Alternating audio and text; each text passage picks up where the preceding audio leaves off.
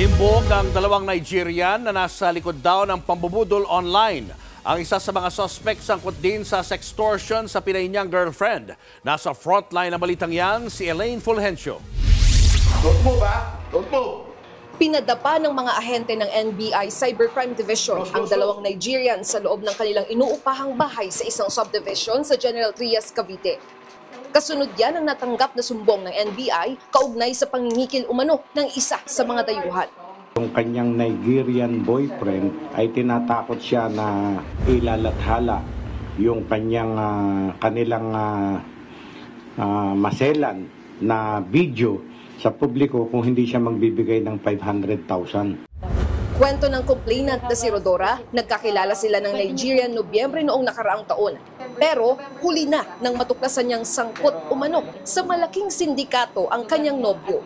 Meron silang mga shipment na nire-reroute, tapos meron silang love scam. Tapos yung nagre-reroute sila ng shipment, tapos meron silang tatawagan para makakuha sila ng pera. Nang subukan daw niyang makipaghiwalay, doon na raw nagsimula ang pagbabanta at pangingikil. Meron siyang binabanggit na nag-set up siya ng mga hidden camera doon sa lugar niya. Natatakot akong maiskandalo ko. Ayon sa NBI, kabilang ang dalawang Nigerian sa wanted list ng FBI. Sila raw ang nasa likod ng Yahoo Boys na nambubudol sa iba't ibang bansa. Ang usual na method ho nito, yung alam nyo na, yung nagpapakilalang kunyari politician siya, or general siya, or prinsipe siya ng kung saan, and then magsisik siya ng help sa kanyang victim kung paano i-transfer yung malaking amount ng money.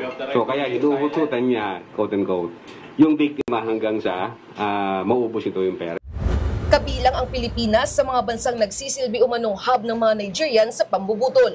Ginagamit pa raw ng grupo ang mga Pinay sa mga iligal na gawain. Ang style na mga to, kunyari manliligaw ng mga locals, gagawin muna nilang girlfriend. At yung girlfriend nila, ito yung magiging mga